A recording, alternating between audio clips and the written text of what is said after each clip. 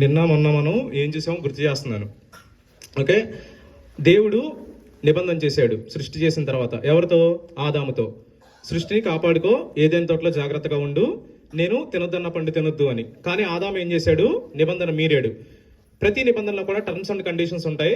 దానిలో భాగంగా దేవుడిచ్చిన టర్మ్ ఏంటి అని అంటే, ఒకవేళ నువ్వు ఆ పండు తింటే కనుక నీకు మరణం సంప్రాప్తం అయింది అని చెప్పి. ఓకే, అప్పుడు ఆదాము ఎప్పుడైతే ఆ పండు తిన్నాడో ఏమైంది? మరణం వచ్చింది. ఆదాముకి అవ్వకి మరణం వచ్చింది. దేవునితో సహవాసం కోల్పోయారు. ఏదైనా తోట నుండి వెలివేయబడ్డారు. అక్కడి నుంచి ఒంటరితనం స్టార్ట్ అయింది. అక్కడి నుంచి బాధలు కష్టాలు స్టార్ట్ అయినాయి.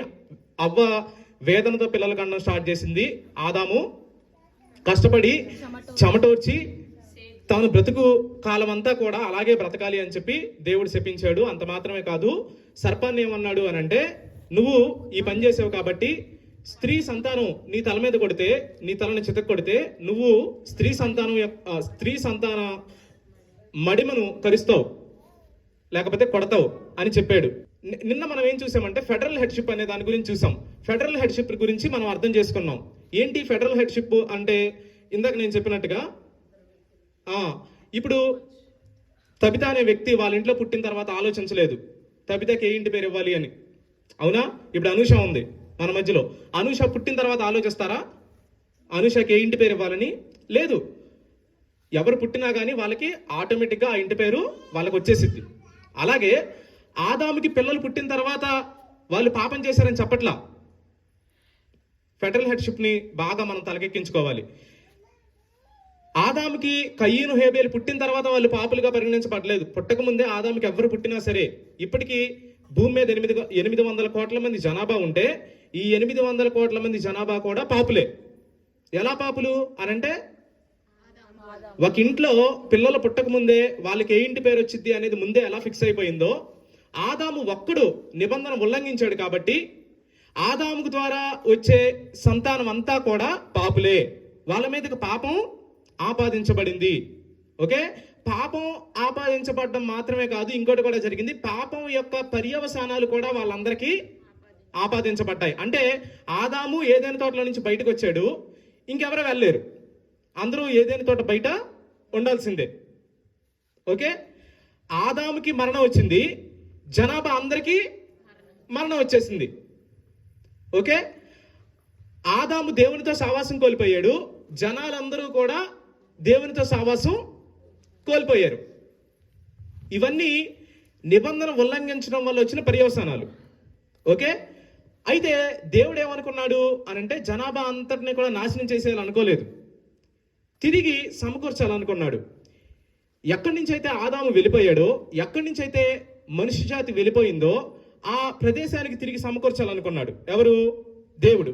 అందులో భాగంగా మరలా మళ్ళీ నిబంధనలు చేస్తూ వచ్చాడు. నోవాహుతో నిబంధన ధనుసు పెట్టాడు. అబ్రహాముతో నిబంధన, నువ్వు అందరి జనాలకి ఆశీర్వాదకరంగా ఉంటావని చెప్పాడు. మోషేతో నిబంధన, ఇశ్రాయేలీ జాతితో. అర్థమవుతుందా? ఆ తర్వాత దావీదుతో నిబంధన. ఇలా దేవుడు మానవ జాతిని వదిలేయలేదు, నిబంధనలు చేస్తూ వచ్చాడు. He made covenants. అయితే he made the covenants of the blood అనేది కూడా మనం చూసాం. అంటే ప్రతి కవెనెంట్కి కూడా, ప్రతి నిబంధనకి కూడా ఒక గుర్తుండిద్ది అని మనం చూసాం. అయితే దేవుడు ప్రతి నిబంధనలో ఏం గుర్తుగా పెట్టాడు? He made life as the sign of the covenant. అంటే జీవాన్ని గుర్తుగా పెట్టాడు. ప్రతి నిబంధనలో కూడా దేవుడు ఏం చేస్తున్నాడు అని అంటే రక్తాన్ని పెడుతున్నాడు. అది మనం చూసాం. సిజేరియన్ వేజల్ ట్రీటీస్ అంటారని నేను చెప్పాను. అర్థమవుతుందా?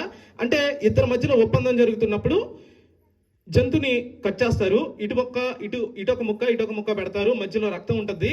నిబంధన చేసే వాళ్ళు ఏం చేస్తారంటే ఆ మధ్య రక్తంలో నుంచి నడుచుకుంటూ వెళ్తారు. This is bind to the life అనే దానికి అర్థం వచ్చేలాగా. ఓకే, దేవుడు అలాంటి నిబంధనలు చేశాడు మనుషులతో చేసేటప్పుడు. ఎలాంటి నిబంధనలు? రక్తంతో నిబంధనలు చేశాడు. ఎందుకంటే రాబోయే వాడికి గుర్తు.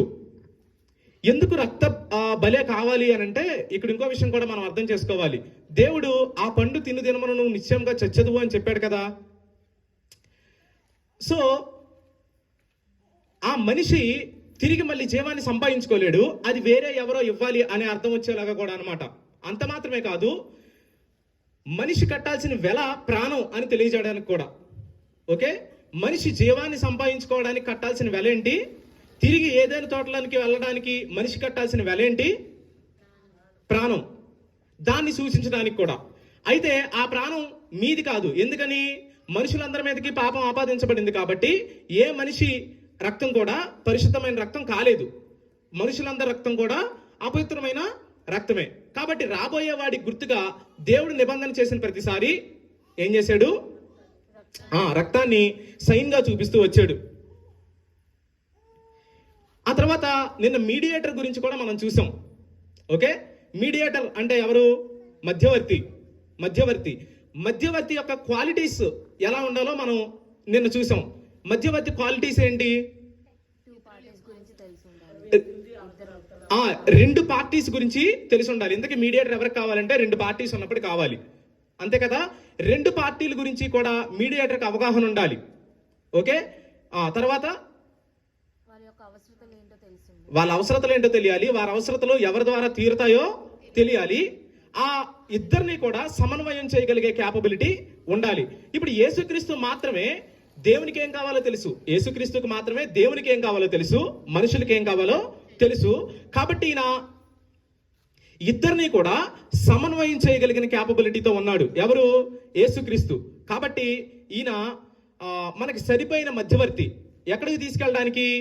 మనం ఎక్కడి నుంచి అయితే బయటకు వచ్చేసామో, ఏ శాంతిగా ఉన్న ప్రదేశంలో నుంచి బయటకు వచ్చేసామో, ఎక్కడ కలిమితో ఉన్న ప్రదేశంలో నుంచి బయటకు వచ్చేసామో, ఎక్కడ దేవునితో సావాసంలో ఉన్న ప్రదేశంలో నుంచి బయటకు వచ్చేసామో, ఆ ప్రదేశానికి తీసుకెళ్ళడానికి ఎవరికి క్యాపబిలిటీ ఉంది?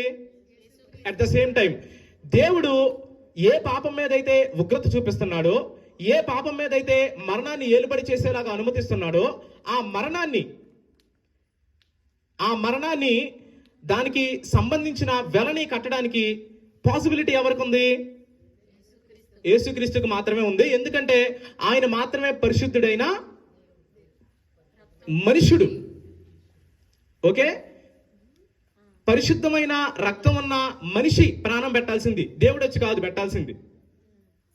ఓకే, ఆయన మనిషిగా ఉండి మనిషిలాగా బ్రతికి 33.5 సంవత్సరాలు బ్రతికి మన కోసం పరిశుద్ధమైన రక్తాన్ని కార్చాడు. కాబట్టి ఆయన దేవుని కోపాన్ని శాంతింపజేశాడు. అలాగే మనుషులకి రక్షణ కూడా ఇవ్వగలడు, ఇస్తున్నాడు, ఇవ్వబోతున్నాడు. ఇది అర్థం చేసుకున్నాం. ఇక్కడ వరకే ఎవరికి డౌట్స్ లేవు కదా? ఓకే, ఎందుకంటే ఇప్పుడు మనం చెప్పబోయే దీని కంటిన్యూషన్ పార్ట్ మనం చెప్పుకుంటాం.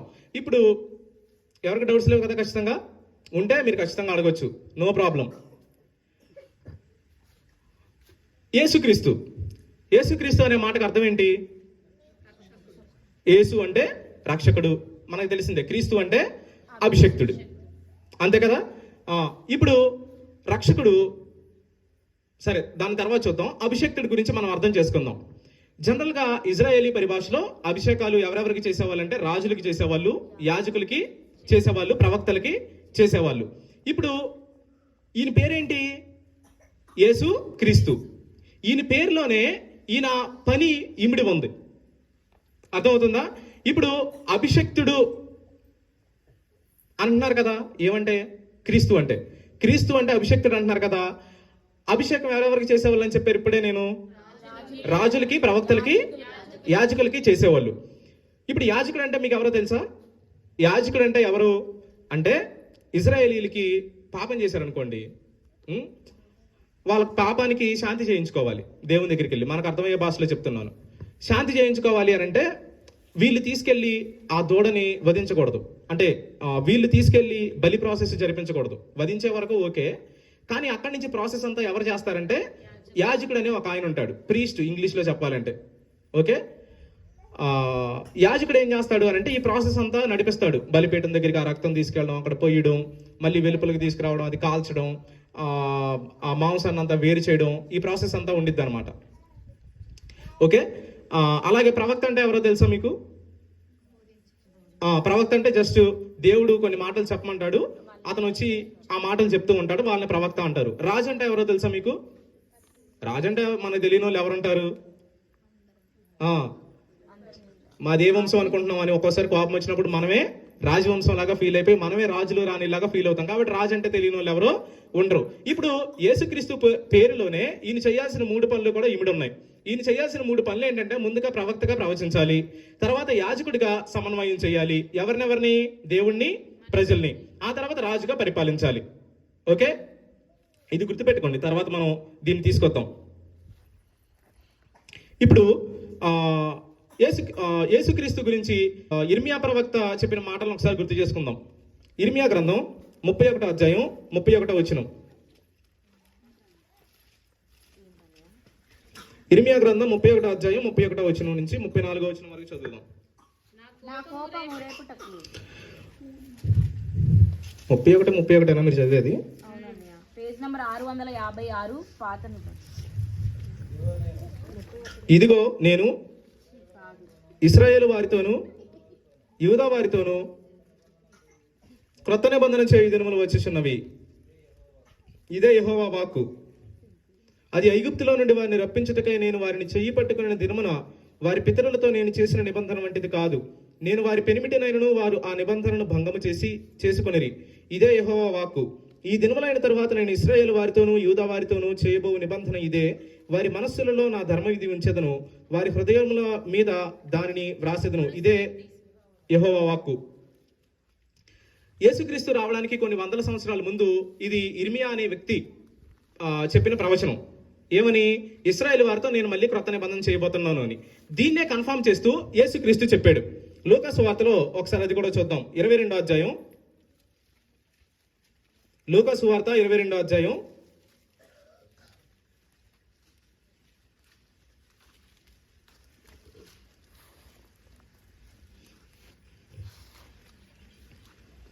19 నుంచి 21 వచనాలు. కృతజ్ఞతాస్తుతులు చెల్లించి దాన్ని విరిచి వారికి పిమ్మట ఆయన ఒక రొట్టెను పట్టుకుని కృతజ్ఞతాస్తుతులు చెల్లించి దానిని విరిచి వారికిచ్చి, ఇది మీ కొరకు ఇయ్యబడుచున్న నా శరీరము, నన్ను జ్ఞాపకము చేసుకున్నట్టుకు దీనిని చేయుడని చెప్పెను. ఆ ప్రకారమే భోజనమైన తరువాత ఆయన గిన్నెయు పట్టుకొని, ఈ గిన్నె మీ కొరకు చిందింపబడుచున్న నా రక్తము వలనైన క్రొత్త నిబంధన అని చెప్పాడు. ఇప్పుడు మనం ఏ నిబంధనలో ఉన్నామో కూడా మనకు అర్థం చేసుకోవాలి. ఇంతకు ముందు నిబంధనలో దేవుడు ఏమని చెప్పాడు? అబ్రహాముకి చెప్పినా, నోవాహుకి చెప్పినా, ఇజ్రాయేలీలకి చెప్పినా, ఎవరికి చెప్పినా కానీ ఇజ్రాయేలీ జాతితో చేసిన నిబంధనలో భాగంగా వాళ్ళ పాపం పరిహరించబడాలి అని అంటే వాళ్ళు జంతు బలులు లేకపోతే పక్షుల్ని తీసుకొచ్చి బలులు ఇవ్వాలి. కానీ యేసుక్రీస్తు టైంకి వచ్చేసరికి యేసుక్రీస్తు ఏమంటున్నాడు అని అంటే, ఇది నా రక్తం వల్లైన క్రొత్త నిబంధన అంటున్నాడు. ఇది మనకి కొంచెం అర్థం కావాలి. ఏంటి ఆ క్రొత్త నిబంధన? మళ్ళీ ఒకసారి చదువుదాం. ఆయన ఒక రొట్టెను పట్టుకున్నాడు, కృతజ్ఞతాస్తుతులు చెల్లించాడు, దాన్ని విరిచాడు, వారికి ఇచ్చాడు. ఇది మీ కొరకు ఇయ్యబడుచున్న నా శరీరము. ఇంతకు ముందు వరకు జంతువుల్ని కట్ చేసేవాళ్ళు కదా, ఇప్పుడు నా శరీరమే కొయ్యబడుతుంది. ఆ తర్వాత నన్ను జ్ఞాపకం చేసుకున్నట్టుకు దీన్ని చేయుడని చెప్పాను. ఆ ప్రకారమే భోజనమైన తరువాత ఆయన గిన్నెయు పట్టుకొని, ఈ గిన్నె మీ కొరకు చిందింపబడుచున్న నా రక్తం వలన క్రొత్త నిబంధన. ఇంతకు ముందు ఏం జరిగేది?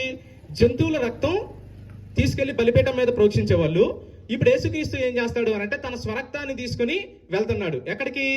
దేవుని సన్నిధిలోకి. అర్థమవుతుందా? కాబట్టి దీన్ని ఏమంటున్నాడు అని అంటే క్రొత్త నిబంధన అంటున్నాడు. ఇక్కడి నుంచి జంతు బలులేం అవసరం లేదు, నా బలి సరిపోతుంది అందరికీ అని చెప్తున్నాడు. దీన్ని మనం నిన్న ఎలా అర్థం చేసుకున్నామనంటే, ఆదాము నుంచి అందరికీ పాపం ఎలా వచ్చిందో ఫెడరల్ హెడ్షిప్ అనే దాన్ని అర్థం చేసుకుంటూ, యేసుక్రీస్తు చేసిన ఒక్క పుణ్యకార్యం అందరికీ సంప్రాప్తమైంది. యేసుక్రీస్తు రక్తం అందరికీ ఎలా సరిపోయిద్ది అని కొంతమంది విచిత్రంగా అడుగుతారు. ఓకే, యేసుక్రీస్తు రక్తంలో కడగబడుతున్నాం అని జనరల్గా మనం చెప్తున్నాం అనుకోండి, కొంతమందికి డౌట్ వచ్చింది. ఏంటి అని అంటే, ఆ ఒక్క రక్తం అందరికీ ఎలా సరిపోయింది, కోట్ల మంది జనాభా ఉన్నారు కదా అని. ఇక్కడ విషయం ఏంటంటే, రక్తంలో కడగడం అంటే నిజంగా కడగడం అని కాదు. ఫెడరల్ హెడ్షిప్ మీకు బాగా అర్థం కావాలి. నేను అందుకని మళ్ళీ నొక్కి నొక్కి చెప్తున్నాను. ఎలా ఇంటి పేరు అందరికి వచ్చేసిందో, ఆదాము చేసిన పాపం అందరికి వచ్చేసిందో, యేసుక్రీస్తు చేసిన పుణ్యకార్యం తాను నమ్మిన ప్రతి ఒక్కరికి కూడా వచ్చింది. ఎలా వచ్చింది అని అంటే, యేసుక్రీస్తు వాళ్ళని తన పిల్లలుగా స్వీకరించడం వల్ల వచ్చింది.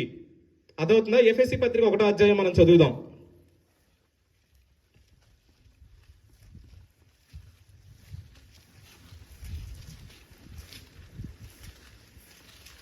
ఎఫెసీ పత్రిక 1వ అధ్యాయం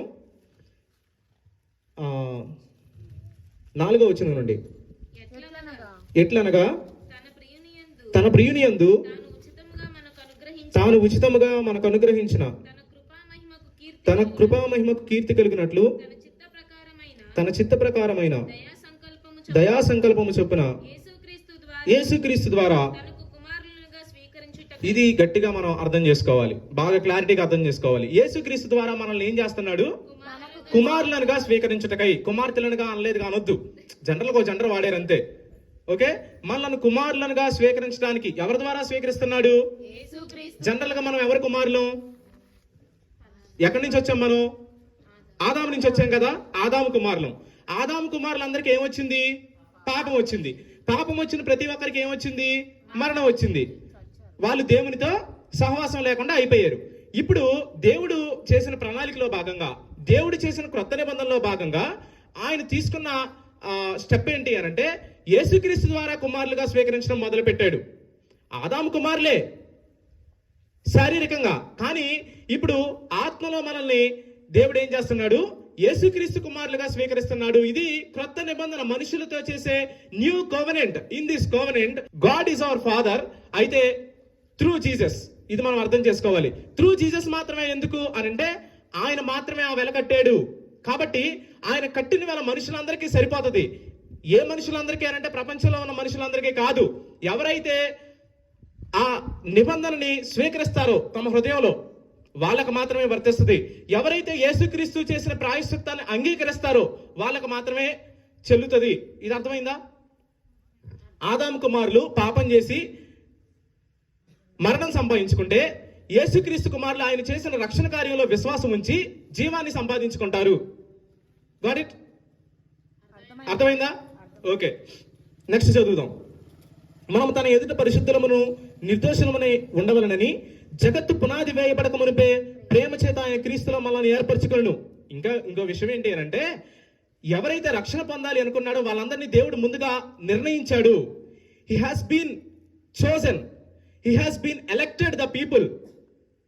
ఎవరు ఆ జనులు అనంటే, ఎవరైతే రక్షణ పొందాలనుకున్నాడో దేవుడు వాళ్ళని ముందుగా నిర్ణయించాడు. ఇక్కడ మీరు కూర్చున్నారు కదా, ఇక్కడ మీరు కూర్చుని వింటున్నారు కదా, లేకపోతే ఈ సౌండ్, ఈ మాటలు మీరు ఎక్కడో కూర్చుని వింటున్నారు కదా. అయితే దేవుడు ఈ రోజు మీతో చెప్పే విషయం ఏంటో తెలుసా? మీరు యాదృచ్ఛికంగా వినట్లేదు ఈ మాటలు. ఏదో పిచ్చాపాటిగా గాలికి వచ్చి కూర్చుని మీరు గాలి వార్తలాగా వినట్లేదు ఈ మాటలు. He has been elected you. ఎప్పుడు ఎలక్ట్ చేసింది అని అంటే, yes, before the foundations has been laid. అంటే జగత్తుకి పునాది వేయక ముందు దేవుడు ఏం చేశాడంటే మిమ్మల్ని నిర్ణయించుకున్నాడు. కాబట్టి మీరు ఈ మాట వింటున్నారు. ఏ మాట వింటున్నారు? మీరు రక్షించబడాలి అనే మాట వింటున్నారు. ఆ రక్షణ యేసుక్రీస్తు ద్వారా వచ్చింది అనే మాట వింటున్నారు. ఆ రక్షణ యేసుక్రీస్తు ద్వారా వచ్చి దేవునికి కుమారులుగా చేయబడతారనే మాట వింటున్నారు. ఆదాము నుంచేమో మీరు మరణాన్ని సంపాదించుకున్నారని వింటున్నారు. అట్ ద సేమ్ టైం ఆ మరణాన్ని మీరు దాటడానికి యేసుక్రీస్తు ద్వారా దేవునికి కుమారులుగా చేయబడుతున్నారని వింటున్నారు. ఏదైనా తోటలోని మీరు పాపం చేసి బయటకు వచ్చారనే మాట వింటున్నారు. అదే మీరు తిరిగి ఏదైనా తోటలోనికి వెళ్ళడానికి, దేవునితో సావాసం ఉండే ఏదైనా తోటలోనికి వెళ్ళడానికి, సంతోషంగా ఉండే ఏదైనా తోటలోనికి వెళ్ళడానికి, మీరు ఒంటరిగా ఉండని, మీరు దేవుని చేత విడువబడని స్థాయిలోనికి వెళ్ళడానికి ఈ మాటలన్నీ మీరు ఎందుకు వింటున్నారో తెలుసా? He has been elected you since before the foundations has been laid. జగత్తు పునాది వేయబడక మునుపు ప్రేమ చేత ఆయన క్రీస్తులో మిమ్మల్ని ఏర్పరచుకున్నాడు. కాబట్టి మీరు ఈ మాటలు వింటున్నారు. దేవుని కృపా మహేశ్వర్యమును బట్టి ఆ ప్రియుని యందు ఆయన రక్తము వలన మనకు విమోచనము, అనగా మన అపరాధములకు క్షమాపణ మనకు కలిగి ఉన్నది. కాలం సంపూర్ణమైనప్పుడు జరగవలసిన ఏర్పాటును బట్టి ఆయన తన దయా సంకల్పము చొప్పున తన చిత్తమును గూర్చిన మర్మమును మనకు తెలియజేసి మనకు సంపూర్ణమైన జ్ఞాన వివేచన కలుగుటకు ఆ కృపను మన యెడల విస్తరింపజేసెను. ఈ సంకల్పమును బట్టి ఆయన పరలోకములో ఉన్నవే గాని భూమి మీద ఉన్నవే గాని సమస్తమును క్రీస్తునందు ఏకముగా సమకూర్చవలనని తనలో తాను నిర్ణయించుకొను. He has been decided in his mind. ఏం డిసైడ్ అయ్యాడు అని అంటే, సమస్తాన్ని సమకూర్చాలనుకున్నాడు. సమస్తాన్ని సమకూర్చే పనిలో భాగంగా ముందుగా మనుషుల్ని సమకూర్చడం మొదలు పెట్టాడు. మనుషుల్ని ఎలా సమకూరుస్తున్నాడు అని అంటే, యేసుక్రీస్తు చేసిన బలి ద్వారా సమకూర్చడం మొదలు పెట్టాడు.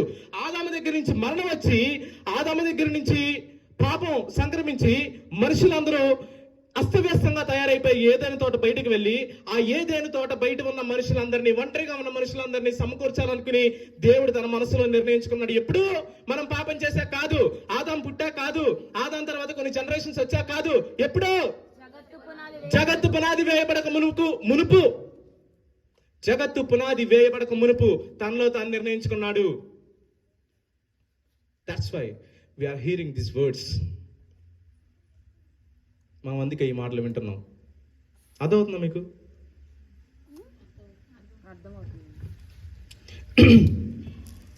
అయితే ఆయన మాత్రమే మీడియేటర్, వేరే ఎవరు లేరు. అది కూడా అర్థం అవ్వాలి. యేసుక్రీస్తు కాకుండా మనల్ని విమోచన మార్గం గుండా తీసుకెళ్లే వాళ్ళు ఎవరు లేరు. No one can lead us into that path. విమోచన వచ్చే మార్గంలోకి మనల్ని ఎవరు నడిపించలేరు. ఒక్క మధ్యవర్తి మాత్రమే. అది మనకు అర్థం కావాలి. ఒక్క మధ్యవర్తి మాత్రమే, ఒక్క నిబంధన మాత్రమే మనుషులకి విమోచన ఇచ్చే నిబంధన. ఏంటా నిబంధన?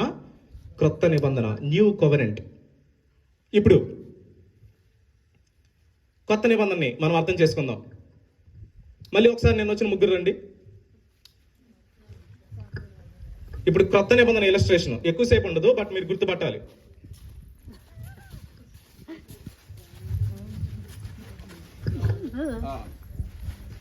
ఇప్పుడు ఈయన మనిషి, ఈయన దేవుడు. కోటేసుకొచ్చాడు కదా, ఖచ్చితంగా మన దేవుడి స్థానం ఇవ్వాలి. లేకపోతే అనుకుందాం కాసేపు. ఈయన మధ్యవర్తి. నిన్న కూడా ఈయనేగా మధ్యవర్తి. ప్రతిసారి అవసరంలో నువ్వే ఉంటున్నావు, ఏంటో నాకు అర్థం కావట్లేదు. ప్రతిసారి నీ అవసరాన్ని తీర్చే స్థాయిలో ఈయనే ఉంటున్నాడు. ఇప్పుడు ఇది మనిషి జాతి అనుకోండి, సాకేత మాత్రమే కాదు, ఇదేమో దేవుడు. ఇప్పుడు వీళ్ళిద్దరికి చాలా డిస్టెన్స్ వచ్చేసింది. నువ్వు కాసేపు వెలుపు, ఇది వచ్చేసి వీళ్ళిద్దరికి చాలా డిస్టెన్స్ వచ్చేసింది. వీళ్ళిద్దరూ కలవలేరు. ఎవరిద్దరు? మనిషి దేవుడు కలవలేడు, మానవుడు దేవుడు కలవలేడు. ఎందుకని? పవిత్రుడు, పరిశుద్ధుడు. కలిసే మార్గం లేదు. ఒకవేళ కలవాలనుకున్నా వెల కట్టలేడు. ఎందుకని? మనిషి అపవిత్రుడు. అర్థమవుతుందా? కాబట్టి దేవుడు ఏం చేశాడు అని అంటే తానే వచ్చి ఏం చేశాడు అని అంటే మనిషి గురించి ఆయనకి తెలుసు. ఎందుకని? మనిషిగా పుట్టాడు, మనిషి చేయి పట్టుకున్నాడు. అట్ ద సేమ్ టైం దేవుని గురించి ఆయనకి తెలుసు, పరిశుద్ధుడు. ఎందుకు పట్టుకోగలిగాడు? దేవుడు ఊరుకుంటాడా? ఆయన పరిశుద్ధ పర్వతమునకు ఎక్కదగిన వాడెవడు? Who can enter in to his holy place? ఎవరు వెళ్ళగలరు అంటే ఈయన మాత్రమే వెళ్ళగలడు. ఎందుకు వెళ్ళగలడు అంటే ఈయన మాత్రమే పవిత్రుడు. ఈయన పవిత్ర రక్తంతో యాజకుడు పొట్టేల రక్తం తీసుకుని వెళ్ళాడు, చూశారు? అది పవిత్ర రక్తంతో యేసు ప్రభు ఎంటర్ అయ్యేదానికి సాదృశ్యం. యేసు ప్రభు తన రక్తం తీసుకుని వెళ్ళాడు దేవుని సన్నిధిలోకి. That is the good Friday. మంచి శుక్రవారం రోజున ఏం జరిగింది అంటే మానవులందరి రక్షణ కోసం దేవుడే మనిషిగా దిగొచ్చి తన సొంత రక్తాన్ని తీసుకుని ఎక్కడికి వెళ్ళాడు? దేవుని సముఖంలోకి వెళ్ళాడు. మధ్యవర్తి యొక్క ఇంపార్టెన్స్ అనేది మనకి బాగా అర్థం కావాలి. యేసుక్రీస్తుని నమ్మాను కాబట్టి అలా కాదు. యేసుక్రీస్తు నువ్వు చాలా ఇంపార్టెంట్ రోల్లో పెట్టాలి. ఓకే, వెళ్ళిపోండి మీరు. ఇంకా థ్యాంక్ యూ. ఇదంతా దేనికోసం? ఆదాముని చేశాడు. సరే, మీకు ఎప్పుడైనా అనిపించిందా? ఆదాముని చేశాడు, ఆదాం పాపం చేశాడు, పిల్లలు పుట్టారు, వాళ్ళందరినీ పాపులు అన్నావు. సరే, మేమందరం పాపులు అన్నాం అనుకున్నాం. అసలు ఈ నిబంధనలు ఎందుకు? ఈ రక్తాలు చిందించడం ఎందుకు? అది వేరే క్వశ్చన్ అయిపోతుంది అసలు. కానీ అసలు ఇంత ప్రాసెస్ ఎందుకు అని మనుషులను వదిలేసి ఉండొచ్చుగా. అంటే లేదు, అలా అనుకోవట్లా. దేవుడు ఏమనుకుంటున్నాడంటే రక్షించాలనుకుంటున్నాడు. This is the process of the salvation. ఆయన 3 రకాలుగా ఆయన 3 ఆ ఫేజెస్ లో ఆయన చేసుకుంటూ వస్తున్నాడు. మొట్టమొదటిగా ఏం చేశాడు అని అంటే, జగత్తు పునాది వేయబడక మునుపు ఆయన ఏమనుకున్నాడు? రక్షించాలనుకున్నాడు. దీన్ని ఏమంటారు అని అంటే నీతిమంతులుగా తీర్చడం అని అంటారు. అంటే మనం నీతిమంతులమా? మనం నీతిమంతులం కాదు. కానీ నీతిమంతులుగా మనం ఎలా అనిపించుకుంటున్నాం? మన ఆలోచనలు నీతిగా ఉంటాయా? ఎట్టి పరిస్థితుల్లో ఉండవు. మన ఆలోచనలు మంచివి కాదు, అవునా? ఎల్లప్పుడూ కేవలం చెడ్డదని బైబిలే చెప్తుందిగా. అందుకే ఎలా అయితే ఆదాముకి పుట్టగానే ఇతను పాపి అని పరిగణించబడుతున్నాడో, యేసుక్రీస్తు నమ్ముకోగానే ఇతను నీతిమంతుడు అని పరిగణించబడుతున్నాడు. అదవుతుందా? మనం నీతిమంతులం కాబట్టి కాదు, మనం పాపం చేశాం కాబట్టి మనల్ని పాపులని పిలవట్లేదు. ఓకే, మీరు కనెక్ట్ చేసుకోగలుగుతున్నారా? మనం పాపం చేశాం కాబట్టి ఆదాము దగ్గర మనల్ని పాపులు అని పిలవట్లేదు. ఆదాముకు పుట్టాం కాబట్టి పాపులం, అంతే. ఇక్కడ మనం నీతి కార్యాలు చేయడం మొదలు పెట్టాం కాబట్టి మనం నీతిమంతులు అనట్లేదు. దేవుడు ఎందుకు నీతిమంతులు అంటున్నాడు?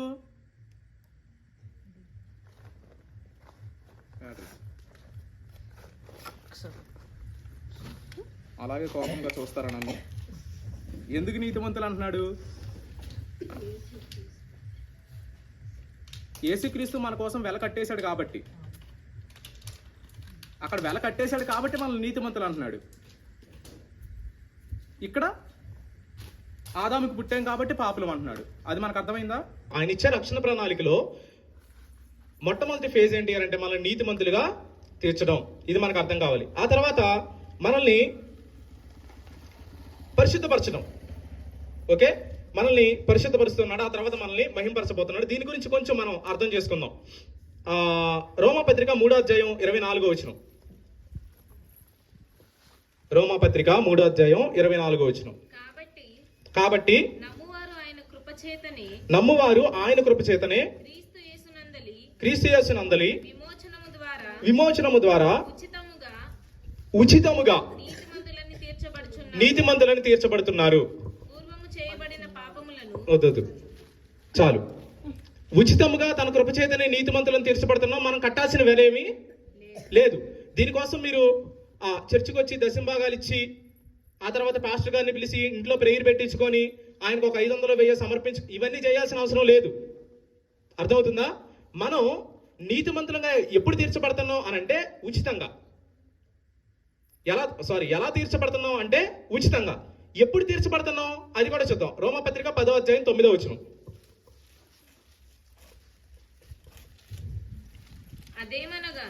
అదేమనగా యేసు ప్రభు అని నీ నోటితో ఒప్పుకొని దేవుడు మృతులలో నుండి ఆయనను లేపెనని నీ హృదయమందు విశ్వసించిన ఎడల నీవు రక్షించబడదువు. సింపుల్. ఆయన మనల్ని నీతిమంతులను తీరుస్తాడు. సరే, అయితే ఎలా? ఆ క్రొత్త నిబంధనలోకి మనం ప్రవేశించడం ఎలా అంటే, మొట్టమొదటిగా మనం నోటితో ఏమని ఒప్పుకోవాలి? యేసు ప్రభువు అని ఒప్పుకోవాలి. యేసు ప్రభువు. యేసు ప్రభు అంటే పేరే అనుకోకండి, యేసు ప్రభువు అని ఒప్పుకోవాలి. అంటే ఏంటి? ప్రభువు అంటే రాజు అని అర్థం. యేసుక్రీస్తు రాజు అని ఒప్పుకోవాలి. ఓకే, యేసుక్రీస్తు రాజు అన్నప్పుడు రాజు ఏం చెప్తే అది మనం వినాలి కదా. యేసు ప్రభు అని ఒప్పుకుంటున్నామంటే దాని అర్థం ఏంటంటే, యేసు ఏం చెప్తే నేను అది వింటాను, చేస్తాను అని అర్థం. ఎప్పుడైతే ఈ మాట మనం చెప్తున్నామో తర్వాత హృదయంలో విశ్వసిస్తున్నాం. ఏమని? నెక్స్ట్ ఏముంది చదవండి. దేవుడు మృతులలో నుండి ఆయనను లేపెనని నీ హృదయమందు విశ్వసించిన ఎడల. ఫస్ట్ ఏం చేయాలి అని అంటే యేసు ప్రభు అని మన నోటితో ఒప్పుకోవాలి. తర్వాత ఆయన మృతుల్లో నుంచి దేవుడు ఆయన లేపాడు అనే విషయాన్ని మన హృదయంలో నమ్మాలి. విశ్వసించడం అంటే నమ్మడం. వాళ్ళకు మాత్రమే ఏం జరిగిద్ది? చదవండి అది కూడా. నమ్మిన ఎడల నీవు రక్షించబడదు. నమ్మిన ఎడల నీవు ఒప్పుకొని ఎడల నమ్మిన ఎడల. రెండు టర్మ్స్. ప్రతి నిబంధనలో టర్మ్స్ అండ్ కండిషన్స్ ఉంటాయి అనుకున్నాం కదా. ఇప్పుడు క్రొత్త నిబంధనలో ఉన్న టర్మ్స్ అండ్ కండిషన్స్ ఏంటి? ఎవరైతే నాకు ఈ రక్షణ కావాలనుకుంటారో, యేసుక్రీస్తు చేసిన ప్రాయశ్చిత్తం నాకు కావాలనుకుంటారో, వాళ్ళు 2 కండిషన్స్ కి అగ్రీ అవ్వాలి. ఏంటా 2 కండిషన్స్ అంటే, నోటితోనేమో యేసు నా రాజు అని ఒప్పుకోవడం, హృదయంలోనేమో దేవుడు ఆయనను ఆయన మృతుల్లో నుండి లేచాడు అని నమ్మడం. ఈ రెండు చేసిన వాళ్ళకి మాత్రమే రక్షణ అని బైబిల్ చెప్తోంది. అర్థమవుతుందా? వాళ్ళు క్రొత్త నిబంధనలోనికి ప్రవేశిస్తారు. ప్రతి నిబంధనకి కూడా ఒక రిజల్ట్ ఉండిద్ది అని నేను చెప్పాను కవెనెంటల్ ఎలిమెంట్స్ లో, అవునా? ఇప్పుడు ఆ నిబంధనలోకి మనం వెళ్ళడం వల్ల మనకు వచ్చే ఫలితం ఏంటి? రక్షణ. ఏదేని తోట దేవునితో సహవాసం, మరణంపై జయం, జీవం. ఇవన్నీ ఎలా వస్తాయి? మనం కోవెనెంట్లోకి వెళ్ళాలి. జనరల్గా ఇక్కడ చాలా మంది చర్చెస్కి వెళ్ళే వాళ్ళు ఉన్నారు కాబట్టి నేను ఈ ఎగ్జాంపుల్ చెప్తున్నాను. దాన్ని రకరకాల పేర్లతో పిలుస్తారు. సత్ప్రసాదం అంటారు, బల్లారాధన అంటారు, ప్రభు బల్లా అని అంటారు, సంస్కార ఆరాధన అంటారు, రకరకాల పేర్లతో పిలుస్తారు. క్రిస్టియన్స్ ఏం చేస్తారంటే రొట్టె ద్రాక్షరసం తీసుకుంటారు. అప్పుడు కొరింథీ పత్రిక 11వ అధ్యాయం ఒకసారి చదవండి. యాక్చువల్గా ఇందాక చదివిందే లూకా సువార్త చదివిన తర్వాత కొరింథీ పత్రిక వద్దాం. లూకా సువార్తలో 22వ అధ్యాయంలోనే మనం చదివింది, కొరింథీ కూడా చదువుతాం దీని తర్వాత. అంటే యేసు క్రీస్తు చెప్పింది చదివి ఆ తర్వాత పౌలు చెప్పింది చదువుతాం, అప్పుడు బాగుండిద్ది. పిమ్మట ఆయన చదువు స్మైట్. పిమ్మట ఆయన ఒక రొట్టెను పట్టుకొని ఎక్కడ చదువుతుంది అని అంటే లూకా సువార్త 22వ అధ్యాయం 19వ వచనం చదువుతుంది. పిమ్మట ఆయన ఒక రొట్టెను పట్టుకొని కృతజ్ఞతాస్తుతులు చెల్లించి దానిని విరిచి వారికిచ్చి, ఇది మీ కొరకు ఇయ్యబడుచున్న నా శరీరము, నన్ను జ్ఞాపకం చేసుకున్నట్టుకు దీనిని చేయుడని చెప్పెను. ఇది ఇంపార్టెంట్. నన్ను జ్ఞాపకం చేసుకోవడానికి ఇది చెయ్యండి అన్నాడు. ఏం చేయండి అన్నాడు? రొట్టెలు తినండి అని చెప్పాడు. అదే ఆయన చెప్పింది. ఆ తర్వాత ఏమన్నాడు? ఆ ప్రకారమే భోజనమైన తరువాత ఆయన గిన్నెయు పట్టుకొని, ఈ గిన్నె మీ కొరకు చిందింపబడుచున్న నా రక్తము వలనైన క్రొత్త నిబంధన. నా రక్తం వలన క్రొత్త నిబంధన. ఇప్పుడు మొదటి కొరింథీ పత్రిక 11వ అధ్యాయము 25వ వచనం. 11:25. ఆ ప్రకారమే భోజనమైన పిమ్మట ఆయన పాత్రను ఎత్తుకొని, ఈ పాత్ర నా రక్తం వలన క్రొత్త నిబంధన, మీరు దీనిలోనిది త్రాగునప్పుడల్లా నన్ను జ్ఞాపకం చేసుకున్నట్టుకై దీనిని చేయుడని చెప్పెను. మీరు ఈ రొట్టెను తిని, మళ్ళీ ఒకసారి గుర్తుపెట్టుకోండి, మీరు దీనిలోని త్రాగునప్పుడల్లా ఏం చేయాలి? నన్ను జ్ఞాపకం చేసుకోవాలి. నన్ను జ్ఞాపకం చేసుకోవడం అంటే ఏంటి? అది కూడా కింద కూలంకషంగా చెప్పాడు. మీరు ఈ రొట్టెను తిని ఈ పాత్రలోని త్రాగునప్పుడల్లా ప్రభువు వచ్చే వరకు ఆయన మరణమును ప్రచురించుదురు. ఆయన మరణమును ప్రచురించదు. యాక్చువల్ గా బలారాధన తీసుకున్న ప్రతిసారి క్రిస్టియన్స్ ఏం చేయాలో తెలుసా? ఎవరికైతే రక్షణ లేదో వాళ్ళకి రక్షణ పొందండి, యేసుక్రీస్తు మీకోసం మరణించాడు అని చెప్పాలి. కానీ మనం పవిత్రంగా కళ్ళు మూసుకుని తలకాయలోంచి, ఆడోళ్ళు అయితే ముసుగేసుకుని నీ రక్తమే నన్ను శుద్ధీకరించానని పరమ పావనంగా అతి పవిత్రంగా మోకాళ్ళలోంచి చేతులు పైకెత్తున్నాయి. కొంతమందికి చేతులు పైకెత్తడానికి కూడా బద్ధకం, వాళ్ళు ఎత్తరు. చేతులు పైకెత్తండి అని అంటే కొంతమంది ఎత్తరు, ఇలా పడిపోతా ఉంటాయి. కొంతమంది ఏంట్లో ఎత్తేది గాడిది గుడ్డు, మేము చందాలు ఎత్తున్నాం అనుకుంటారు. కొంతమంది ఏమో అతిభక్తి ఫీల్ అయిపోతారు. అక్కడ అసలు విషయం పాయే. అసలు విషయం ఏంటి? అయ్యా మీరు చేసినప్పుడల్లా మీరు చేయాల్సిన పని ఏంటి? అయ్యా ఆయన మరణాన్ని ప్రచురించండి. అయ్యా నా పేరే తెలియని ప్రజలు ఎందరో ఉన్నారు, నా ప్రేమను వారికి ప్రకటింప ఎవరైనా మీలో ఒకరైనా వెళతారా? నా ప్రేమను. పాట ఎంత బాగుందో, బాగా పాడుకుంటాం. కానీ బల్లారాధన తీసుకుని ముసుగేసుకుని, ఇది నేను క్రిస్టియన్స్ కోసం చెప్తున్నాను, ఇక్కడ ఉన్న అన్యుల గురించి నేను చెప్పట్లేదు. అమ్మా మీరు ఏ చర్చికి వెళ్ళినా ఏం చేసినా కానీ దయచేసి ఒక విషయం గుర్తుపెట్టుకోండి. మీరు మరణాన్ని ప్రచురించడం పక్కన పెట్టేసేయండి. అట్లీస్ట్ ఒక పని చేయండి, మరణాన్ని ప్రచురించాలి ఇది తీసుకున్నప్పుడు అనే విషయం గుర్తుపెట్టుకోండి. అంతేగాని మీరు ఎందుకు తీసుకుంటున్నారు?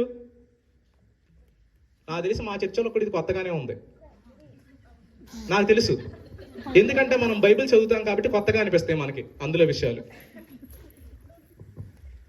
నిజంగా క్రైస్తవులు సిగ్గుపడాల్సిన విషయం ఏ చర్చికి వెళ్ళే వాళ్ళైనా కానీ. ఎందుకు అని అంటే we are not proclaiming his death to the people who are in the darkness of this worldly empire. ఈ సామ్రాజ్యంలో, ఈ చీకటి సామ్రాజ్యంలో రక్షణ లేక కొట్టుమిట్టాడుతున్న ప్రజలకి సువార్త ప్రకటించడానికి వెలుగ్గా మనల్ని ఉండమంటే ఈస్టర్ రోజు భోజనాలు ఏం పెట్టుకుందాం, మట్లాదివారం రోజు ఎలాంటి పువ్వులు గుచ్చుదాం, ఎవడికి కావాలి పండగలు? దేవుడికి అవసరంలా. మీకు అర్థమవుతుందా? నేను క్రైస్తవులను ఉద్దేశించి చెప్తున్నా, దేవుడికి పండగలు అవసరంలా. దేవుడే పశువుల పాకలో పుట్టాడు, ఆయనకి ఎందుకు పండగ? నువ్వు పశువుల పాక పెట్టేసి దానికి లైటింగ్ పెట్టాల్సిన అవసరం లేదు. గుర్తు చేసుకుంటే గుర్తు చేసుకో, వేరే విషయం. క్యాండిల్ వెలిగించి మేము చేసాంలే క్యాండిల్ సర్వీస్. ఆయన మరణాన్ని ప్రచురించే వాళ్ళు కావాలి. దేవానందపురంలో ఆయన తెలియని వాళ్ళ కాలం ఆయన మరణాన్ని ప్రచురించే వాళ్ళు కావాలి. ఎవరికి కావాలి నువ్వు పెట్టే భోజనం? ఇప్పుడు మనం కూడా తింటాం, ఇన్ని చెప్పి నువ్వే పెట్టావు అనొచ్చు. నేను దాని గురించి ఏమనట్లా, but at least you have to do something, right? ఎంతమంది క్రిస్టియన్స్ ఉన్నాం, దేవుని తెలియని వాళ్ళకి క్రొత్త నిబంధన గురించి మనం అది ప్రొక్లైమ్ చేయడానికే, ఆ అర్థం రావాలని ఇక్కడ పెడదామని చెప్పి అట్లీస్ట్ ఒకరిద్దరన్నా వింటారేమో. చర్చికి వెళ్ళిన వాళ్ళు, చర్చికి వెళ్ళే వాళ్ళు కూడా కొత్తగా వింటారేమో అని నా ఉద్దేశం. ఇది మా చర్చిలో కూడా పెట్టుకోవచ్చు, కానీ దానికి అర్థం లేదు. మేమే భోజనాలు పెట్టుకుని మేమే తినేసి అయ్యా పుట్టావు, అయ్యా చచ్చావు, అయ్యా లేచావు. ఇదే 3 పండుగలు క్రిస్టియన్స్కి. పుట్టావు, చచ్చావు, లేచావు. కానీ కోవెనెంట్ గురించి మనకు అర్థం కాకుండా మనం 3 పండుగలు చేయడం వల్ల అర్థం ఏంటి? ఒకసారి దయతో ఆలోచించండి. మీరు చాలా పెద్దోళ్ళు ఉన్నారు, నేను కొంత పరిచయమైన పదజాలం ఉపయోగించి ఉండొచ్చు, కానీ మనం అర్థం చేసుకోవాలి, మన మనసులు తెరుచుకోవాలి అనే ఉద్దేశంతో నేను మాట్లాడుతున్నాను. ఓకే, నా సొంత మాటలు కాదు నేను మాట్లాడేది. దేవుడు నిబంధన చేశాడు, ఆ నిబంధనలో భాగంగా టర్మ్స్ అండ్ కండిషన్స్ ఉన్నాయి.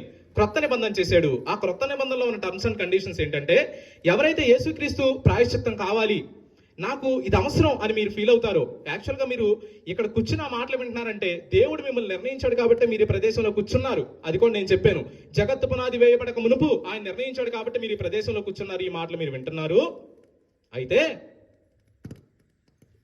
ఆయన న్యూ కవెనెంట్ లో క్రొత్త నిబంధనలో ఉన్న టర్మ్స్ అండ్ కండిషన్స్ ఏంటి అని అంటే, యేసు ప్రభువు, యేసు నా రాజు అని మన నోటితో ఒప్పుకోవడం, హృదయంలోనేమో విశ్వసించడం. ఏమని? యేసు ప్రభు అని. మృతుల్లో నుండి దేవుడు ఆయన్ని లేపాడు. ఎందుకు విశ్వసించాలో తెలుసా? మృతుల్లో నుంచి యేసుక్రీస్తు లేగడం నాకెందుకు ఇంపార్టెంట్ అని మీరు అనొచ్చు. మొట్టమొదటిగా దేవుడు మనల్ని నీతిమంతులుగా తీర్చాడని చెప్పానా? తర్వాత నీతిమంతులుగా తీర్చిన మనల్ని పరిశుద్ధులుగా మారుస్తున్నాడని చెప్పానా? ఓకే, ఆ తర్వాత మనల్ని మహిమపరచబోతున్నాడు. మనం యాక్చువల్గా ఇప్పటి వరకు మనకున్న ఐడెంటిటీ ఏంటి? ఇప్పటి వరకు మనకున్న ఐడెంటిటీ ఏంటంటే పాపులం.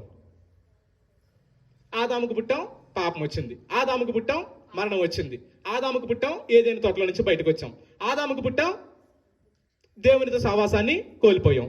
ఆదాముకు పుట్టాం, బ్లా బ్లా బ్లా, అన్ని చెడ్డవే. కానీ ఇప్పుడు యేసుక్రీస్తుకి కుమారులుగా స్వీకరించడం ద్వారా దేవుడు ఏం చేయబోతున్నాడో తెలుసా?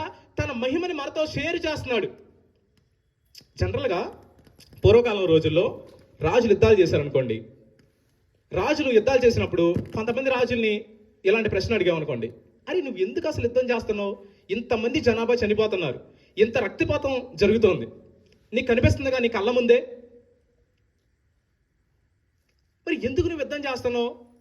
ఫర్ ఎగ్జాంపుల్ ఇలా అందాం, అలెగ్జాండర్ ద గ్రేట్ ఉన్నాడు, సూర్యుడు అస్తమించిన గ్రీకు సామ్రాజ్యాన్ని స్థాపించాడు. అలెగ్జాండర్ దగ్గరికి వెళ్ళి, అయ్యా అసలు నువ్వు ఎందుకు చేసావు? నీకు 33 ఏళ్ళ వయసు ఏంటి? 33 ఏళ్ళ 22 ఏళ్ళ 30 లోపే అనుకుంటా. ఆయన ప్రపంచం మొత్తం సూర్యుడు అస్తమించిన సామ్రాజ్యం స్థాపించేశాడు. ఎవరు?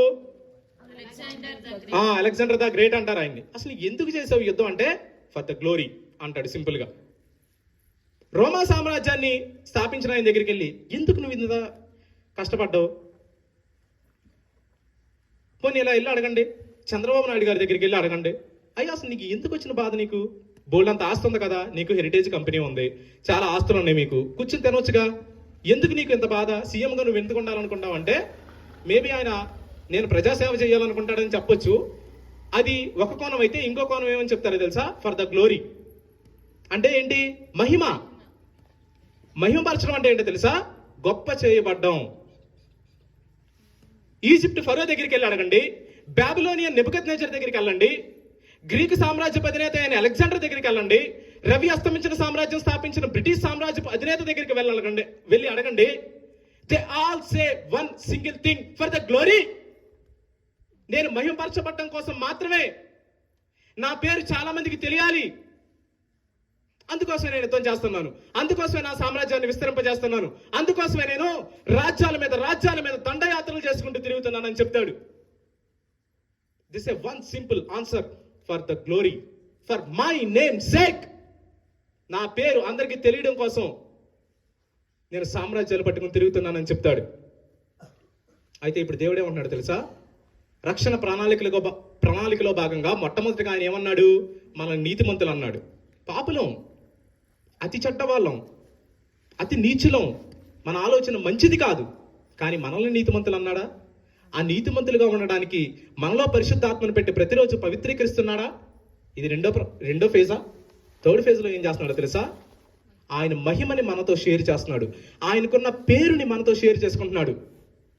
ఆయన లాగా మనం మహింపరచబడాలి అని కోరుకుంటున్నాడు, మనం అనేక మందికి తెలియబడాలని కోరుకుంటున్నాడు దేవుడు. He is sharing his glory with us. ఇంత కుంచుకుపోయిన ఆలోచనలు చేసే మనతో ఆయన మహిమను షేర్ చేయాలనుకుంటున్నాడు. ఆయనకి ఎంత మహిమ ఉందో తెలుసా, ప్రపంచం పుట్టినప్పటి నుంచి ఎన్నో సామ్రాజ్యాలు ఉన్నాయి. ఈజిప్ట్ ఫరోలు కావచ్చు, బబులోన్ నెబుకద్నెజర్ కావచ్చు, ఇందాక చెప్పాను నేను, గ్రీకు అలెగ్జాండర్ ద గ్రేట్ కావచ్చు, రోమన్ ఎంపరర్స్ కావచ్చు, బ్రిటిష్ ఎంపరర్స్ కావచ్చు, ఇండియాలో మనం వచ్చి చూసుకుంటే గుప్త సామ్రాజ్యం కావచ్చు, మౌర్య సామ్రాజ్యం కావచ్చు, మరాఠా సామ్రాజ్యం కావచ్చు, ఏ సామ్రాజ్యం అయినా చూసుకోండి. క్రీస్తు సామ్రాజ్యాన్ని పక్కన పెట్టండి, మటాష్ అయిపోతాయి అంతే మిగతా సామ్రాజ్యాలన్నీ, కంటికి కనపడకుండా కొట్టుకెళ్ళిపోతాయి ఎలాంటి సామ్రాజ్యాలైనా. 2025 సంవత్సరాల నుండి అప్రతిహతంగా ఎక్కడ తిరుగు లేకుండా ఈయన సామ్రాజ్యం వస్తూనే ఉంది. 12 మందితో మొదలు పెట్టాడు, 12 మందినే పిలిచింది, 250 కోట్ల మంది ఉన్నారు. ఇప్పుడు 2025 సంవత్సరాల నుంచి 800 కోట్ల మంది ఉన్నారు ఆయన సామ్రాజ్యంలో. 800 crore people are his citizens. Bible scholars అంచనా, ఏ సామ్రాజ్యం అయినా కానీ ఈయన సామ్రాజ్యం ముందు కొట్టుకెళ్ళిపోవాల్సిందే. అంతటి మహా సామ్రాజ్యాధినేత ఏమంటున్నాడంటే, I will share my glory with you people. మీతో నా మహిమను పంచుకుంటాను, నా రాజ్యంలో మిమ్మల్ని ఉంచుకుంటాను, నా రాజ్యాన్ని మీకు ఇస్తాను, ఏలుకోండి. ఆదాము దగ్గర మీరు ఏ రాజ్యాన్ని కోల్పోయారు ఆ రాజ్యాన్ని తిరిగి తీసుకొచ్చి మీకు అప్పచెప్తాను, ఏలుకోండి రా అంటున్నాడు దేవుడు. He is sharing his glory with us. అలాంటి దేవుడు మనకు కావాలా? క్లోజ్ చేస్తున్నాను. Do we need that king? Do we need that king? మనకు ఆ రాజు కావాలా? Do we need that savior? మనకు ఆయన చేసిన ప్రాయశ్చిత్తం కావాలా? సిలువ మీద 3 మేకులు పీక్కోలేక బలహీనంగా చచ్చిపోయిన వాడు కాదు యేసుక్రీస్తు, కానీ ఆయన తిరిగి లేచాడు. ఇంకొక విషయం నేను గుర్తు చేస్తాను క్లోజ్ చేసే ముందు. తిరిగి లేచాడు అనే దాని గురించి మనం అర్థం చేసుకోవాలి. చాలా మంది ఏమనుకుంటున్నారు అని అంటే, ఆత్మ దేవుని సన్నిధికి వెళ్ళిపోద్ది అని అనుకుంటున్నారు, కాబట్టి ఆత్మకు లెక్కేమో అనుకుంటున్నారు. కానీ దేవుడు ఆత్మకు మాత్రమే లెక్క అడగట్లేదు, మన శరీరంతో చేసే ప్రతి ఆలోచన, మన శరీరంతో చేసే ప్రతి పని గురించి ఆయన లెక్క అడుగుతున్నాడు. అది మనం ఒక్కసారి చదివేసి మనం క్లోజ్ చేసుకుందాం. కొరింథీ మొదటి పత్రిక 15వ అధ్యాయం.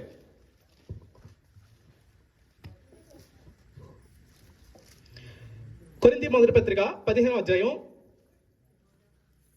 నేను చదివేస్తాను. 20వ వచనం నుండి చదువుతున్నాను, చూడండి. ఇప్పుడైతే నిద్రించిన వారిలో ప్రథమ ఫలముగా క్రీస్తు మృతుల్లో నుండి లేపబడి ఉన్నాడు. మనుషుని ద్వారా మరణము వచ్చిన కనుక మనుషుని ద్వారానే మృతుల పునరుద్ధానమును కలిగెను. ఆదాము ద్వారా మరణం వచ్చింది కాబట్టి, మళ్ళీ ఆదాము అనే మనిషి ద్వారా మరణం వచ్చింది కాబట్టి యేసుక్రీస్తు అనే మనిషి ద్వారా పునరుద్ధానం వచ్చింది అని చెప్తున్నాడు. ఆదామునందు అందరూ ఎలాగ మృతి పొందుచున్నారో అలాగుననే క్రీస్తునందు అందరూ బ్రతికింపబడుదురు. ప్రతి వాడును తన తన వరుసలోనే బ్రతికింపబడును. ప్రథమ ఫలము క్రీస్తు. మొట్టమొదటిగా యేసుక్రీస్తు రిజరెక్ట్ అయ్యాడు. ఎందుకు యేసుక్రీస్తు పునరుద్ధానుడు అయ్యాడని నమ్మాలి అని అంటే, యేసుక్రీస్తు లాగా మనం అందరం ఏమవుతాం? పునరుద్ధానం చెందుతాం. ఇంతకీ పునరుద్ధానం అంటే ఏంటో మీకు తెలుసా? చనిపోయిన తర్వాత తిరిగి లేవడం, అదే పునరుద్ధానం. ఓకే, యేసుక్రీస్తు ఏమంటున్నాడు అంటే, నేను పునరుద్ధానుడు అయ్యానని నమ్మండి అంటున్నాడు. ఎందుకు నమ్మంటున్నాడు అంటే, మీరు కూడా పునరుద్ధానుడు అవుతారు. మనం ఇక్కడ చనిపోతాం భూమి మీద, కానీ తర్వాత మళ్ళీ పునరుద్ధానులు అవుతాం. రెండు పునరుద్ధానాలు ఉన్నాయి. ఒకటేమో యేసుక్రీస్తుతో పాటు ఉండడానికి వెళ్ళే పునరుద్ధానం. ఏ మనిషి కూడా మట్టిలో పడుకోవడం అనేది ఉండదు. కాల్చేసిన కాకులు పీక్కు తిన్నా ఆ శవాన్ని కొంతమంది ఏం చేస్తారంటే, శవాల్ని కాల్చరు, పూడ్చిపెట్టరు, తీసుకెళ్లి ఊరికే కొన్ని చోట్ల వదిలేస్తారు. రాబందులు అవి వచ్చి ఏం చేస్తాయి? తింటాయి. మీరు ఎలా అంటే, ఆ మనిషిని ఎలా అయినా కంపోజ్ చేయనివ్వండి, కొన్ని శవాలు ఊరికి అలా కంపోజ్ అయిపోతాయి. కొంతమందిని ఎలక్ట్రికల్ మిషన్స్లో పెట్టి కాల్ చేస్తారు. ఎలా అయినా అవనివ్వండి, కానీ ప్రతి మనిషి లెగాల్సిందే. దీన్ని దేవుడు పునరుద్ధానం అంటున్నాడు. ఓకే, పునరుద్ధానం అంటున్నాడు. ఇందులో రెండు పునరుద్ధానాలు ఉన్నాయి. ఒక పునరుద్ధానం ఏంటి అనంటే, యేసుక్రీస్తుతో పాటు ఉండడానికి వెళ్ళే పునరుద్ధానం. ఇంకో పునరుద్ధానం ఏంటి అనంటే, యేసుక్రీస్తుతో పాటు కాకుండా వేరే చోట ఉండే పునరుద్ధానం. అర్థమవుతుందా? ఇప్పుడు దాని గురించి ఇక్కడ మాట్లాడుతున్నాడు. అయితే యేసుక్రీస్తుతో పాటు ఉండే పునరుద్ధానంలో భాగంగా మొట్టమొదటిగా పునరుద్ధానుడైన వ్యక్తి ఎవరు? యేసుక్రీస్తు. ప్రథమ ఫలముగా ఎవరు లేచాడని చెప్తున్నాడు? యేసుక్రీస్తు లేచాడని చెప్తున్నాడు. ఇప్పుడు 35 నుండి చదువుతున్నాను చూడండి. అయితే మృతులు ఎలాగూ లేతురు, చచ్చిపోయిన ఎలా లేస్తారయ్యా? ఇది క్వశ్చన్. మనం వేయకముందు ఆయన అడుగుతున్నాడు. వారెట్టి శరీరంతో వద్దరని ఒకడు అడుగుతాడు, చచ్చిపోయిన ఎలా లేస్తారండి అని అడుగుతాడు. ఓ అవివేకి, నీవు విత్తునది చచ్చితే గానీ బ్రతికింపబడును కదా. నువ్వు విత్తనాలు ఇప్పుడే మినువులు తీసుకున్నావు, ఇంతకుముందు విత్తనాలు చల్లేవుగా కొన్ని నెలల క్రితమే. ఆ విత్తనాలు చచ్చిన తర్వాతే కదా మినువులు మొక్కలు వచ్చినాయి. మళ్ళీ కొన్నాళ్ళకు నువ్వు ఏం చేస్తావు? ధాన్యం విత్తుతావు, అవునా? అప్పుడు ఏమైద్ది?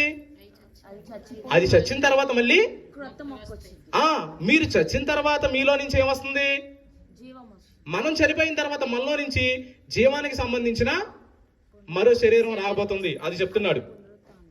నీవు విత్తుదారిని చూడగా అది గోధుమ గింజ అయినను సరే, మరి ఏ గింజ అయినను సరే, వట్టి గింజనే విత్తుచున్నావు గాని పుట్టబోవు శరీరమును విత్తటలేదు. ఓకే, మీకు అందరికి అర్థమవుతుందని అనుకుంటున్నాను, అలాగే చదువుతున్నాను. అయితే దేవుడే తన చిత్త ప్రకారము నీవు విత్తన దానికి శరీరము ఇచ్చును, మరియు ప్రతి విత్తనమునకును దాని శరీరము ఇచ్చుచున్నాడు. మాంసమంతయు ఒక విధమైనది కాదు. మనుష్య మాంసము వేరు, మృగ మాంసము వేరు, పక్షి మాంసము వేరు, చేప మాంసము వేరు. మరియు ఆకాశ వస్తు రూపములు కలవు, భూవస్తు రూపములు కలవు. ఆకాశ వస్తు రూపముల మహిమ వేరు, భూవస్తు రూపముల మహిమ వేరు. సూర్యుని మహిమ వేరు, చంద్రుని మహిమ వేరు, నక్షత్రముల మహిమ వేరు.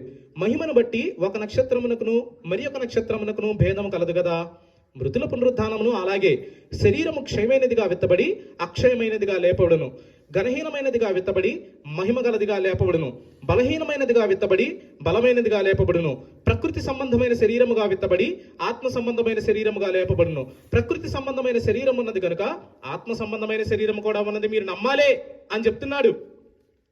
ఈ శరీరాన్ని చూస్తున్నా ఉందని నమ్ముతున్నావు కదా, ఆత్మ సంబంధమైన శరీరం ఉందని కూడా నువ్వు నమ్మాలి అని చెప్తున్నాడు. కడపటి ఇందు విషయమై ఆదామును మొదటి మనుషుడు జీవించు ప్రాణి ఆయను అని వ్రాయబడి ఉన్నది. కడపటి ఆదాము జీవంపచేయు ఆత్మ ఆయను. మొదటి ఆదాం అంటే ఎవరు? ఆదాము. కడపటి ఆదాం అంటే ఎవరు? యేసుక్రీస్తు. ఆదాము నుంచి ఏమో మనం ఈ శరీరాన్ని తెచ్చుకున్నాం. ఈయన దగ్గర నుంచి మనం ఏ శరీరాన్ని తెచ్చుకుంటాం? చనిపోయిన తర్వాత మహిమ శరీరం తెచ్చుకుంటాం. అదే చెప్తున్నాడు. మొదటి మనుషుడు భూ సంబంధి అయి మంటి నుండి పుట్టినవాడు, రెండవ మనుషుడు పరలోకము నుండి వచ్చినవాడు. మంటి నుండి పుట్టిన వాడెట్టివాడో మంటి నుండి పుట్టిన వారును అట్టివారే. పరలోక సంబంధి ఎట్టివాడో పరలోక సంబంధులను అట్టివారే. మరియు మనము మంటి నుండి పుట్టిన వాని పోలికను ధరించిన ప్రకారము పరలోక సంబంధి పోలికయు ధరింతుము. సహోదరులారా, నేను చెప్పినది ఏమనగా రక్తమాంసములు దేవుని రాజ్యమును స్వతంత్రించుకొన నేరవు, క్షయత అక్షయతను స్వతంత్రించుకొనదు. ఇదిగో మీకు ఒక మర్మము తెలుపుచున్నాను, మనమందరము నిద్రించదుము గాని నిమిషములో ఒక రెప్పపాటున కడబోరం రోగగానే మనమందరము మార్పు పొందుదము. బోరం రోగను అప్పుడు మృతులు అక్షయులుగా లేపబడుదురు, మనము మార్పు పొందుదము. క్షయమైన ఈ శరీరము అక్షయతను ధరించుకొనవలసి ఉన్నది, మర్త్యమైన ఈ శరీరము అమర్త్యతను ధరించుకొనవలసి ఉన్నది. ఈ క్షయమైనది అక్షయతను ధరించుకున్నప్పుడు, ఈ మర్త్యమైనది అమర్త్యతను ధరించుకున్నప్పుడు విజయముందు మరణము మృంగివేయబడును అని వ్రాయబడిన వాక్యం నెరవేరును. ఓ మరణమా నీ ముల్లెక్కడ? ఓ మరణమా నీ విజయం ఎక్కడ? Where is your victory O death? మరణానికి విజయం లేదు. ఎందుకు అనంటే క్షయమైపోవలసిన ఈ శరీరాన్ని దేవుడు ఏం చేస్తున్నాడు? అక్షయమైనదిగా లేపబోతున్నాడు. అదే పునరుద్ధానపు రోజు అంటే, అదే ఈస్టర్ అంటే, అదే రిజరక్షన్ డే అంటే. ఈస్టర్ అంటే ఏంటో తెలుసా? ఈస్టర్ అంటే యేసుక్రీస్తు లేవడం కాదు, యేసుక్రీస్తుతో పాటు మనందరం లేవడం. అర్థమవుతుందా? గుడ్ ఫ్రైడే అంటే యేసుక్రీస్తు చావడం కాదు, యేసుక్రీస్తు చేసిన ప్రాయశ్చిత్తం వల్ల మనందరం ఆయన కుమారులుగా స్వీకరించబడ్డం. ఈస్టర్ అంటే ఏంటి? ఆయన ఒక్కరు లెగడం కాదు, ఆయనతో పాటు మనందరం లెగడం. అయితే ఈ శరీరంతో కాదు, మహిమ శరీరంతో. ఇది నువ్వు నమ్ముతావా? నమ్మడానికే కాబోలు దేవుడు నిన్ను ముందుగా నిర్ణయించి అక్కడ కూర్చోబెట్టాను. నేను చెప్పట్లేదు ఆ మాట, దేవుడు చెప్తున్నాడు.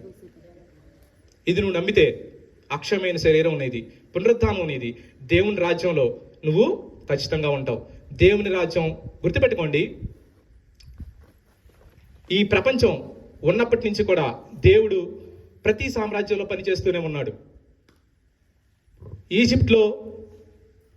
ఈజిప్టు సామ్రాజ్యంలో మోషే ద్వారా పనిచేశాడు. బబులోను సామ్రాజ్యంలో దానియేలు ద్వారా పనిచేశాడు. మెడో పర్షియన్ ఎంపైర్ అంటే మాదీయ పారసీక సామ్రాజ్యంలో ఎస్తేరు మోర్తికాయల ద్వారా పనిచేశాడు. అర్థమవుతుందా?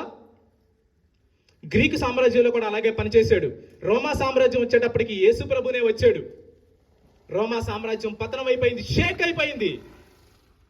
రోమా సామ్రాజ్యం వాళ్ళు ఏం చేశారంటే క్రిస్టియన్స్ బ్రతకూడదు అని పద్మాసు ద్వీపాల్లో వేయడం, తోళ్లలో కుట్టడం, నూనెలో వేపడం, సిలువ వేసి వాళ్ళని బాడీని పెట్టి కాల్చడం, ఇన్ని చేసినా సరే వాళ్ళ సామ్రాజ్యం పటాపంచలైపోయింది. సరికదా?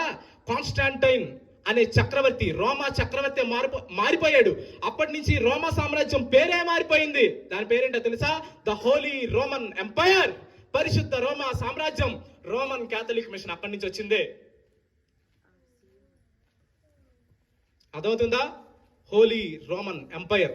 ఈ రాజు సామ్రాజ్యాన్ని షేక్ చేసేసాడు. ఈ రాజు నిబంధనలు ప్రతి సామ్రాజ్యం పరిపాలించాల్సిందే. నేను ఇంతకుముందు సెమీ క్రిస్మస్ లో చెప్పాను, మీరు ఏ పవర్ఫుల్ కంట్రీ అయినా తీసుకోండి, ఆ పవర్ఫుల్ కంట్రీ వాళ్ళు ఫాలో అయిన కాన్స్టిట్యూషన్ ఏంటో తెలుసా? ఆ కాన్స్టిట్యూషన్ ప్రిన్సిపల్స్ ఎక్కడి నుంచి తీసుకున్నారో తెలుసా? ఒకప్పుడు వాళ్ళు పవర్ఫుల్ గా అవడానికి కారణం ఎవరో తెలుసా? ఈ రాజు ఇచ్చిన సామ్రాజ్యం విలువల్లో నుంచి తీసుకున్నారు. మోకరిద్దాం.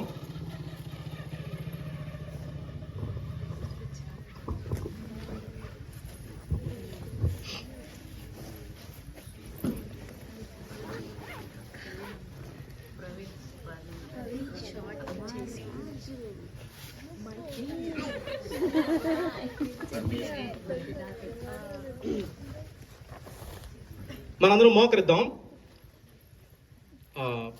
ఒకసారి మనం ఆలోచిద్దాం.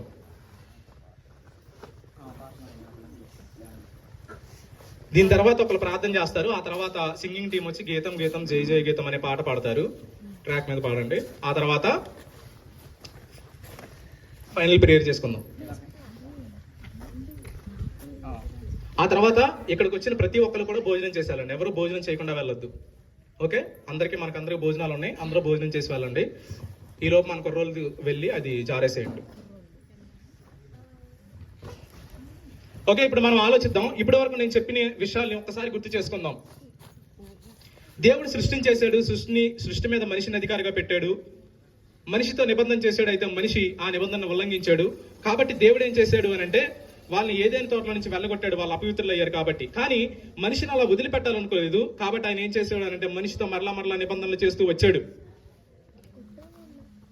అయితే పవిత్రులైన దేవుణ్ణి కలపడానికి పవిత్రమైన దేవుణ్ణి అపవిత్రమైన మనిషిని ఒక చోటికి తీసుకురావాలంటే ఒక మధ్యవర్తి అవసరమయ్యాడు. ఆ మధ్యవర్తి పరిశుద్ధమైన మధ్యవర్తి అయి ఉండాలి. ఆ మధ్యవర్తి పరిశుద్ధమైన రక్తంతో దేవుని సన్నిధిలోకి ప్రవేశించాలి. అలాంటి మనిషి జాతిలో లేడు కాబట్టి దేవుడే మనిషి రూపాన్ని ధరించుకొని ఈ భూమి మీదకి వచ్చాడు. ఆయనే తన పరిశుద్ధమైన రక్తాన్ని చిందించాడు.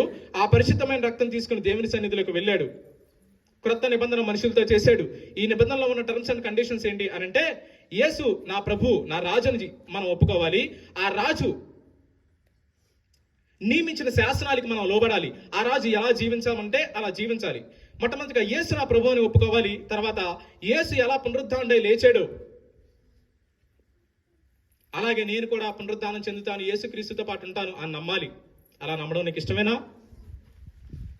యేసుక్రీస్తు నీ రాజుని ఒప్పుకోవడం నీకు ఇష్టమేనా? అలా అయితే నీకు ఉచితంగా రక్షణ. నువ్వు దీనికి ఒక్క పైసా కూడా కట్టాల్సిన అవసరం లేదు.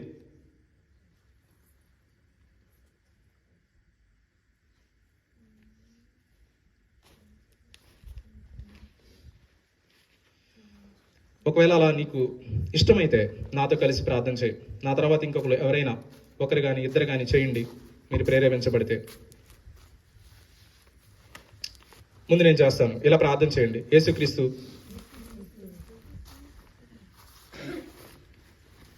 మీరు నా కోసం రక్తం చిందించారు, నా పాపం నిమిత్తం ప్రాయశ్చిత్తం చేశారని నమ్ముతున్నాను. మీరు మృతుల్లో నుండి తిరిగి లేచారు, పునరుద్ధానుడయ్యారు. నేను కూడా అలా అవుతానని నమ్ముతున్నాను. మీ శాసనాలకు లోబడతాను. నన్ను రక్షించండి. యేసు నామములో అడుగుచున్నాను తండ్రి, ఆమేన్. ఎవరైనా ఇద్దరు చేయండి త్వరగా. తర్వాత సిస్టర్స్ వచ్చి పాట పాడతారు. స్త్రీల్లో నుంచి ఒకరు